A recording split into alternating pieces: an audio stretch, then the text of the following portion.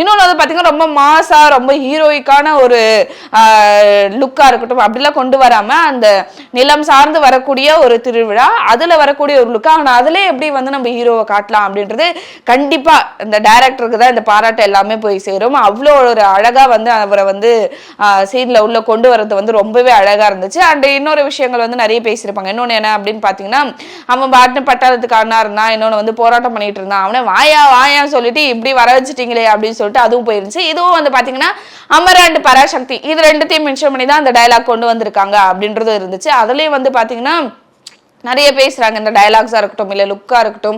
இதை வந்து என்ன சொல்றாங்கன்னா விஜயோட ஒரு சாயல் தெரியுது அப்படின்ற மாதிரி. என்ன பார்த்த வரைக்கும் அப்படி தெரியல எனக்கு.